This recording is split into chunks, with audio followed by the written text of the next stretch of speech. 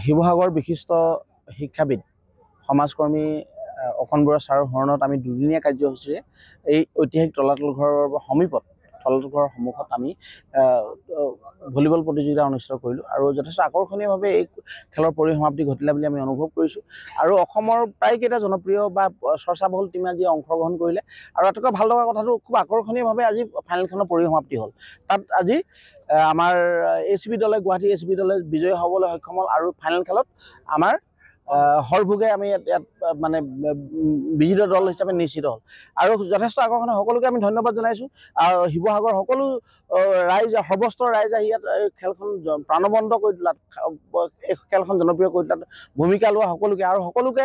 আমি ধন্যবাদ জনাইছোঁ। পৰিয়ালবৰ্গক আমি অকণ বৰুৱা ছাৰৰ পৰিয়ালবৰ্গক ধন্যবাদ, তেখেতসকলৰ সহায় নোহোৱা হ'লে এই খেলখন এনেকুৱা ধৰণৰ আমি জীৱন্তকে আমি দাঙি ধৰিব নোৱাৰিলোঁহেঁতেন আৰু ৰেফাৰীসকলক আমি ধন্যবাদ জনাইছোঁ যিসকলে সহযোগিতা অবিহনে খেলখন প্ৰত্যেকটো দলক আমি ধন্যবাদ জনাইছোঁ যথেষ্ট মানে দূৰৰ পৰা আহি ইয়াত অংশগ্ৰহণ কৰাৰ কাৰণে আজি সকলোকে ধন্যবাদ জনাইছোঁ আৰু এখন সফল পৰিসমাপ্তি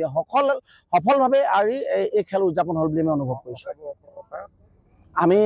চেষ্টা কৰিছোঁ ধাৰাবাহিকভাৱে এইটো আমি অকণ বৰুৱা ট্ৰাষ্ট আৰু শিৱসাগৰ সমাজ জীৱনৰ লগত জড়িত দায়িত্বশীল মানুহসকলে আমি এটা অনুভৱ কৰিছে যে এই খেলখন আমি কণ্টিনিউ কৰা বা ধাৰাবাহিকভাৱে উদযাপন কৰাৰ কথাটো ভাবিছে আৰু নিশ্চয় এইটো বাস্তৱায়িত হ'ব আৰু জানুৱাৰী মাহে প্ৰথম মানে